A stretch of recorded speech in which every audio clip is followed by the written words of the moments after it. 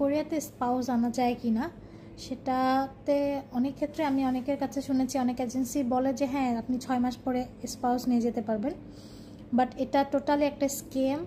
আমি চাই যে পরবর্তীতে যারা আসবে তারা যাতে এই ভুলটা না করে। ওকে ফাইন, স্পাউস আনা যায় কি না ব্যাচেলরে একদমই না। মাস্টার্সে এবং পিএইচডিতে আপনি যদি সেলফ ফান্ডে আসেন বা সেলফ ফান্ডে করেন মাস্টার্স বা পিএইচডি, সেক্ষেত্রে হচ্ছে যে আপনি স্পাউস খুব ইজিলি আনতে পারবেন না। স্পেশালি মাস্টার্সে তো নাই, আপনি কোনোভাবেই স্পাউস আনতে পারবেন না।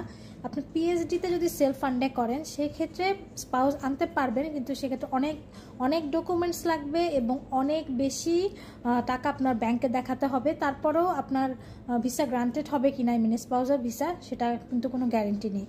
সো কোরিয়াতে স্পাউস নিয়ে আসাটা এত বেশি ইজি না। তবে যদি সেলফ ফান্ড হয়, তবে যদি প্রফেসর ফান্ড হয় সেক্ষেত্রে হচ্ছে যে আপনার জন্য স্পাউস আনাটা সম্ভব, কেননা তখন আপনি দেখাবেন যে আপনি প্রফেসর থেকে স্যালারি পাচ্ছেন এবং সেটা লিগাল। সো তখন আপনি স্পাউস আনতে পারবেন এবং অনেকেই এনেছে আমাদের সাথে, কিন্তু সেটা হচ্ছে প্রফেসর ফান্ডে। বাট সেলফ ফান্ডে আনতে হলে স্পাউস অনেক বেশি ঝামেলার ব্যাপারটা, এবং ট্যুরিস্ট ভিসা স্পাউস আসার পরও হচ্ছে নর্মালি 3 মাস পরে আবার চলে যেতে হয়। আমাদের সাথে যারা এনেছে স্পাউস তাদের সাথে আসলে ঠিক এই জিনিসটাই ঘটেছে। তো আমি বলতে চাই যে যাদেরকে হচ্ছে যে এজেন্সি নর্মালি, আমি অনেক এজেন্সিতেই শুনেছি যে বলে যে হ্যাঁ আপনি ওখানে গেলে 6 মাস পরে আপনি থাকার পরে আপনি স্পাউসকে ইজিলি নিয়ে যেতে পারবেন। That's not actually correct.